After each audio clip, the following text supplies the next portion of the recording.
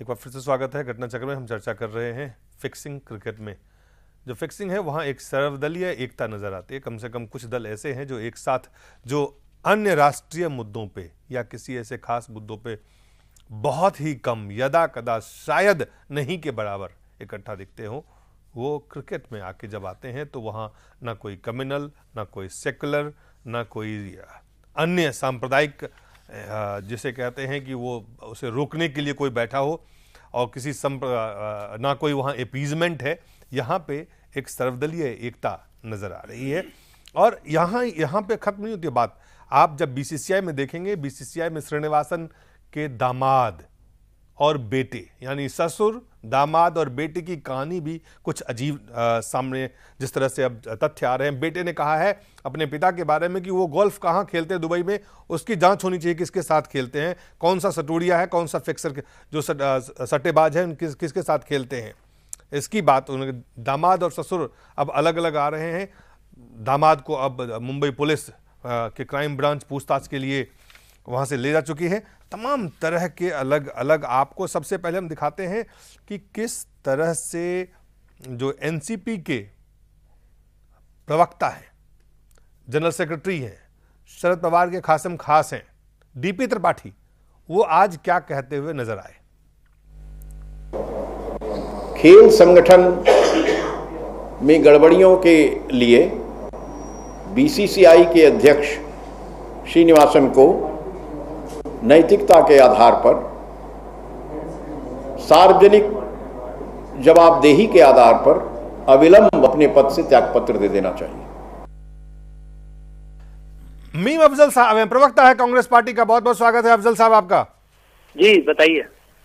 एक सवाल है क्रिकेट में, बीसीसीआई में, क्रिकेट वाले एसोसिएशन में, यहाँ पे तमाम दल एक सर्वदलीय एकता नजर आ रहा है। राजीव शुक्ला जी, अरुण जेटली जी साथ जाते हैं, कानून मंत्री से मिलते हैं, कहते हैं कड़ा कानून बनाइए। फारूक अब्दुल्ला से लेके लालू प्रसाद यादव तक, मध्य प्रदेश क्रिकेट में ज्योतिरादित्य सिंधिया से लेके अनुराग ठाकुर तक, हिमाचल प्रदेश में यहाँ कोई कम्युनल सेकुलर डिवाइड नहीं है। यहाँ कोई ऐसा मुद्दा नहीं है जो दूसरे को अलग अलग तरह से लड़ने के लिए प्रभावित कर सकते हैं। यहाँ एक है, लेकिन अन्य राष्ट्रीय मुद्दों पर संसद नहीं चले वहां पे एक नहीं है, वहां पे बातचीत नहीं होते हैं।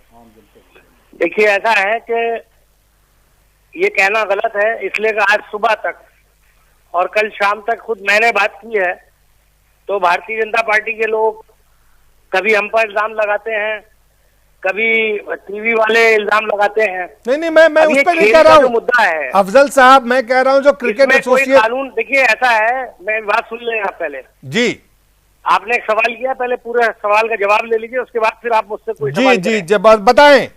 जी, आपने ये कहा कि आज इतनी डेवलपमेंट जो हुई है, ये अपने आप में इस बात का सबूत है कि जो लोग क्रिकेट से जुड़े हुए हैं और सियासत में हैं, वो लोग इसको सीरियसली टेकअप कर रहे हैं। लेकिन जब तक दिल्ली पुलिस अपनी जांच को किसी यकीनी नतीजे पर नहीं पहुंचाएगी, आप मुझे बताइए क्या किया जा सकता है। कानून बनाने की बात इसीलिए की गई है, और ये अभी नहीं, पहले कपिल सिब्बल साहब ने तो 3 दिन पहले कह दिया था कि हम इस पर क्या कानून बनाने के बारे में गौर कर रहे हैं।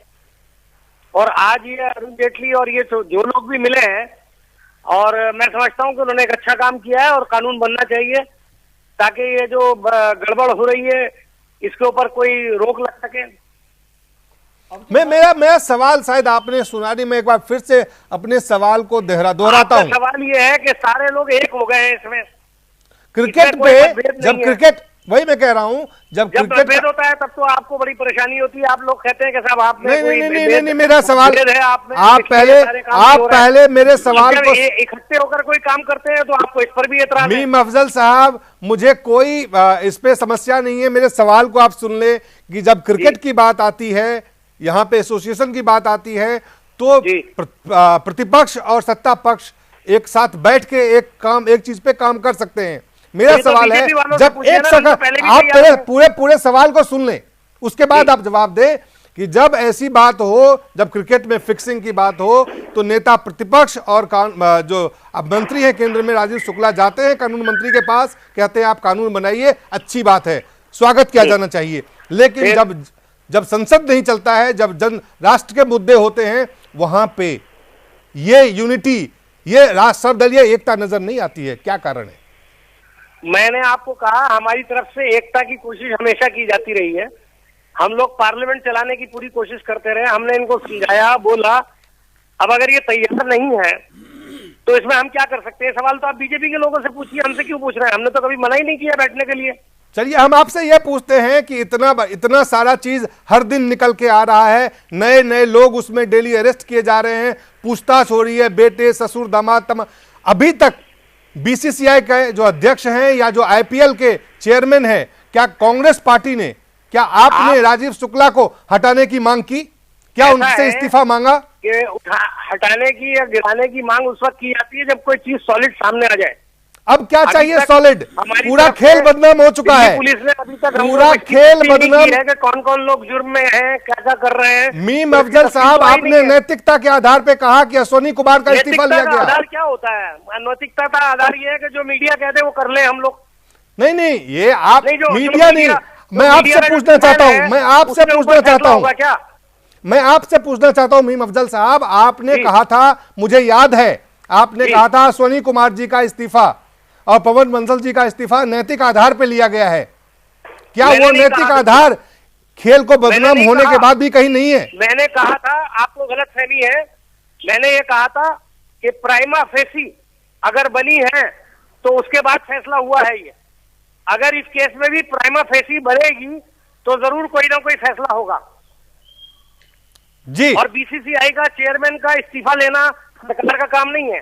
नहीं अफजल साहब, इसमें जो बात सामने आ रही है कि आईपीएल का जो कमिश्नर है, उसके जो सीईओ हैं वो श्रीमान राजीव शुक्ला हैं, और आईपीएल को लेकर आईपीएल के खेल के दौरान ही ये बहुत बड़ा जो हो रहा है घपला, जो फिक्सिंग हो रही है, जो सट्टेबाजी हो रही है, तो इसके ऊपर किसकी जिम्मेवारी, जवाबदेही तो किसी की बनेगी या नहीं बनेगी?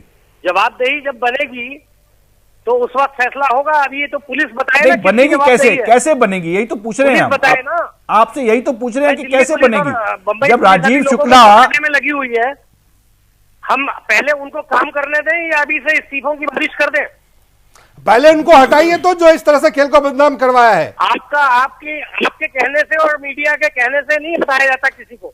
नहीं, खेल बदनाम हुआ या नहीं हुआ अफजल साहब? खेल बदनाम हुआ नहीं हुआ? पूरी क्रिकेट बदनाम हुई है, लेकिन उसके लिए कौन जिम्मेदार है? जो जिम्मेदार है उसी के खिलाफ कार्रवाई होनी चाहिए। क्या इसकी जांच लोगों के खिलाफ कार्रवाई जो उसके लिए जिम्मेदार नहीं है? क्या आपको लगता है कि इसकी जांच दिल्ली पुलिस करने में सक्षम है या एनआईए से करवाना चाहिए या किसी अन्य निष्पक्ष एसआईटी के जरिए इसकी जांच होनी चाहिए?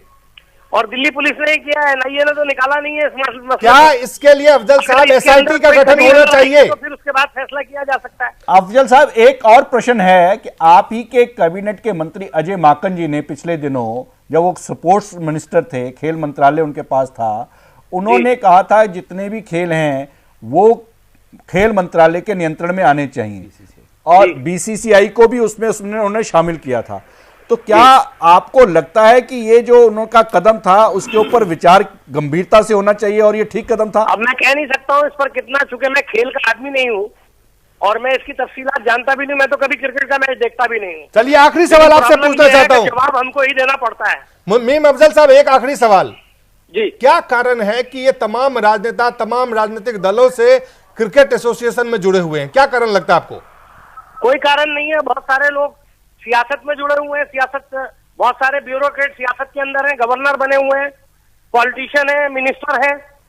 ये एक फील्ड के लोग दूसरी फील्ड में काम करते हैं, इसमें क्या परेशानी क्या है? जो क्रिकेट नहीं जानते हैं वो क्रिकेट बोर्ड को चलाएं, इसमें परेशानी आपको नजर नहीं आ रही है? कौन क्रिकेट नहीं जानते? आपको क्या आप बताएं मुझे, इसमें से जो लालू प्रसाद यादव कौन सा कब क्रिकेट खेल के आए, जो बिहार के अध्यक्ष बने, अनुराग ठाकुर, नरेंद्र मोदी, डॉक्टर सीपी जोशी, फारूक अब्दुल्ला, अरुण जेटली, राजीव शुक्ला, ये सब अपनी लाइफ में कभी ना कभी क्रिकेट खेलते रहे हैं। ये अफजल साहब, आपको मुझे धन्यवाद देना पड़ेगा बहुत बहुत। के अंदर इतने सारे लोग हैं जी, और वो क्रिकेट में दिलचस्पी रखते हैं। कोई जरूरी तो नहीं है हर आदमी खेलता हो उसी को हक है कि वो क्रिकेट की बात करे। बिल्कुल, जो जानता है उसको रहना चाहिए। जानते हैं आप जो लोग समझते हैं, जानते हैं, खेलते थे। आज कपिल देव को आप देखिए, उनकी क्या स्थिति हुई। बीसीसीआई ने उनको पेंशन नहीं दिया जब तक उन्होंने माफी नहीं मांगी। जिस व्यक्ति ने वर्ल्ड कप को पहली बार हिंदुस्तान जीत के लाया, उसके साथ बीसीसीआई के व्यवहार का इतिहास उठा के आप देख लें। बीसीसीआई का व्यवहार आप देखिएगा कितना सख्त है, तो अभी से आप कैसे आज बीसीसीआई के अध्यक्ष वो बिल्कुल खत्म हो गई है, उसका कोई पावर नहीं है, कोई आज बीसीसीआई के अध्यक्ष के पुत्र कह रहे हैं कि वो किनके साथ गोल्फ खेलते उसकी जांच की जाए। आज उनके दामाद क्या कर रहे हैं आपके सामने है। ऐसे में हर चीज परिवार और पार्टी में फिक्स हो जाए, यही है जी। ये पूरी चीजें परिवार और पार्टी जो राजनीतिक दल है उसमें फिक्स होकर रह गया है। ऐसा कुछ नहीं है, आपको गलतफहमी है। आप उनके बेटा कह रहे हैं, उनके दामाद क्या कर रहे हैं आप देखें, आप कह रहे हैं ऐसा नहीं है। क्या मैं कह सकता हूं, जब वो पकड़े जाएंगे या पेश होंगे उसके बाद जो होगा सामने आएगा, अभी तो हमें नहीं पता।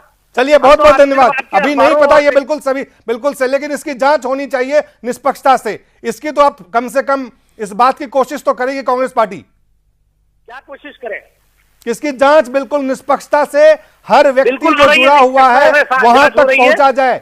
आप जो है इतना परेशान ना हो, मेरा ख्याल है सरकार अपना काम कर रही है। देश के लोग परेशान हैं खेल को इस तरह से बदनाम देखकर। आपको लगता है कि परेशान होने की आवश्यकता नहीं है? ज्यादा आप लोग परेशान हैं। मैं ये कहता हूं क्या परेशान होने का सवाल नहीं है? थोड़ा कम कीजिए।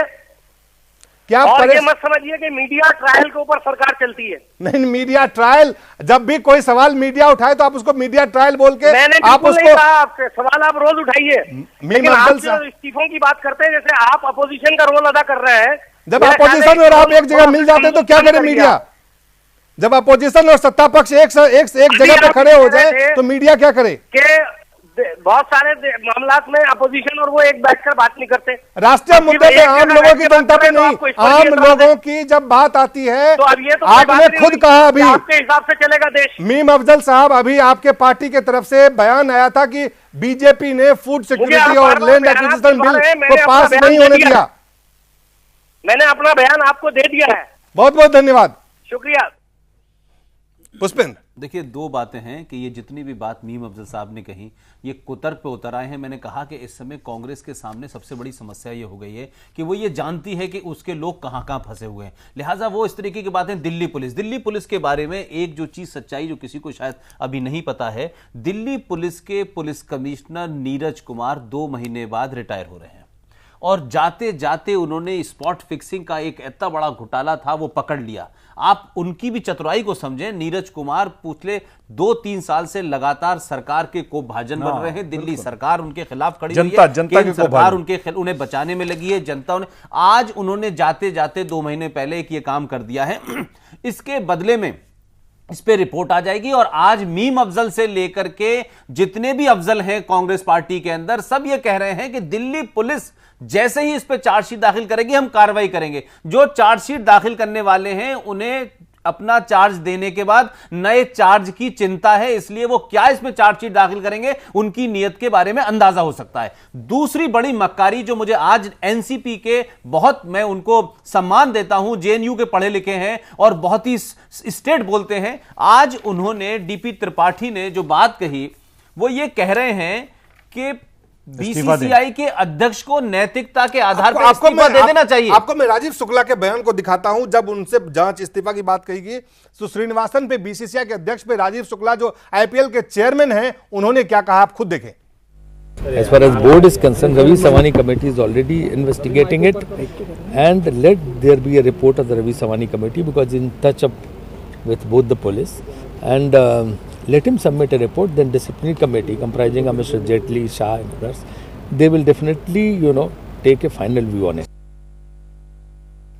और आपको हम बता दें कि जो उनके दामाद है बीसीसीआई के दामाद, उनका इंट्रोगेशन ऑलरेडी मुंबई पुलिस के क्राइम ब्रांच कर रही है। बेटे ने, बीसीसीआई के अध्यक्ष के पुत्र ने कहा है कि उनके पिता की जांच करवाई जाए कि वो किसके साथ गोल्फ खेलते हैं, और कई बात उन्होंने कहे हैं और ये इंटरव्यू में एक अखबार को उन्होंने कहा है। ये गंभीर सवाल पुष्पेंद्र पैदा करते हैं। और जिस तरह से आईपीएल के कमिश्नर कह रहे हैं, आपको हम भाजपा के प्रवक्ता हैं मुख्तार अब्बास नकवी, आप जरा उनकी भी सुन लें। जहाँ तक एक आम लोगों का आज मन है कि ये सट्टे का सिक्सर और बुकीज की बॉलिंग बंद होनी चाहिए। अभी सट्टे के सिक्सर और बुकीज की बॉलिंग की वजह से जो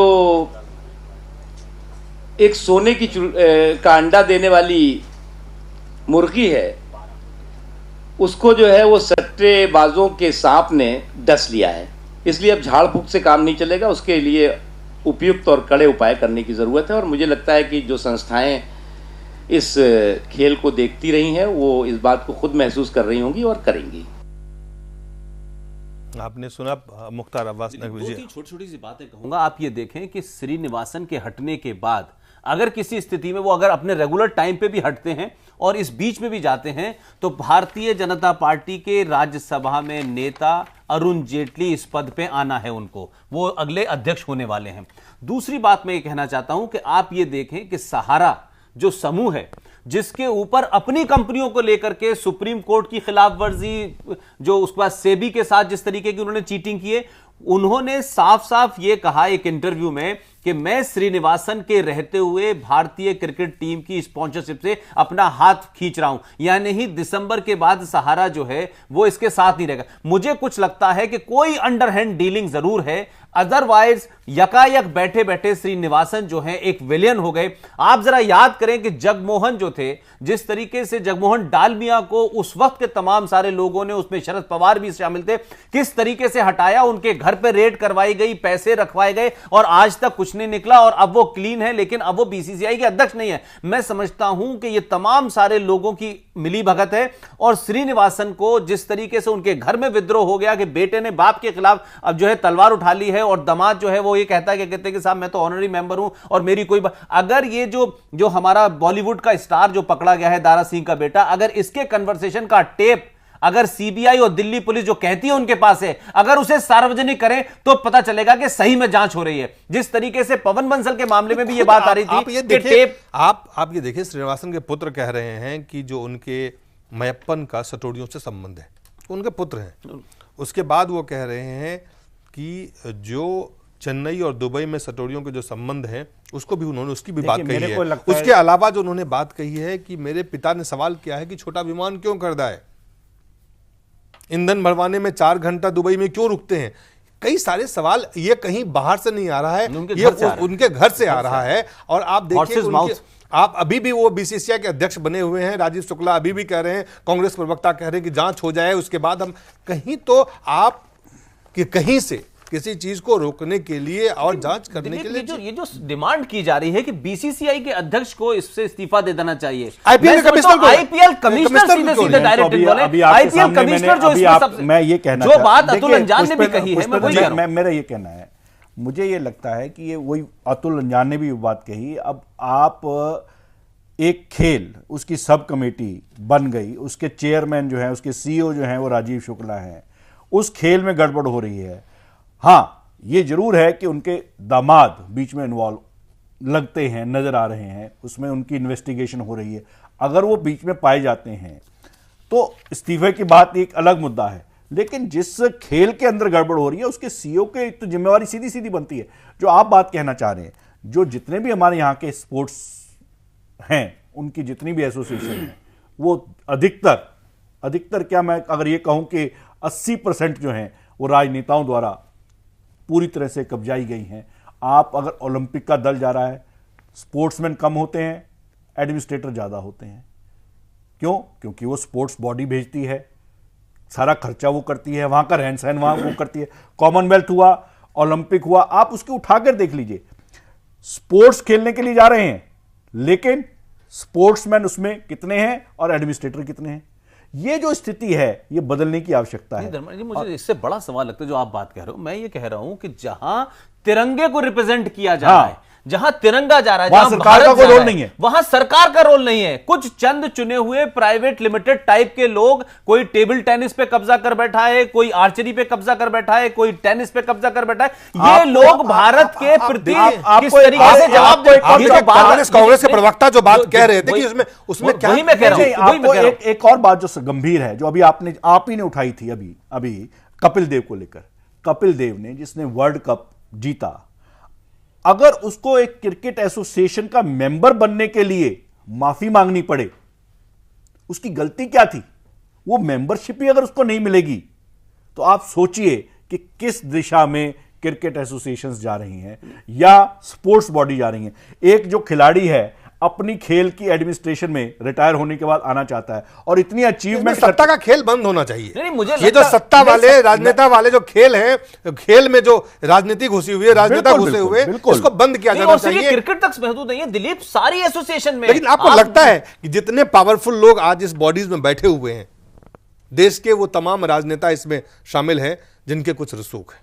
दिलीप, आप इतनी बड़ी बात, क्या ये संभव है? दिलीप, मैं ये फिर कह रहा हूं कि इसके लिए मुहिम छिड़नी चाहिए, अजय माखन जैसे लोगों को आगे आना चाहिए। लेकिन आप ये देखें कि जब भी ओलंपिक में कोई भारत का खिलाड़ी जाता है और वो पदक जीतता है, पूरे देश का एक एक बच्चा उसके ऊपर गर्व महसूस, और जब वो आता है तो भारत सरकार का प्रधानमंत्री से मुलाकात होती है, उसको लाखों रुपए दिए जाते हैं, उसको तमगे दिए जाते हैं। भारत, मैं कह रहा हूं कि वो प्राइवेट बॉडी कैसे, कांग्रेस के प्रवक्ता, बीजेपी के प्रवक्ता, जो दल बैठे हुए हैं, उनको यहां पे आप देखें तो एक लगता है बिल्कुल एकता है।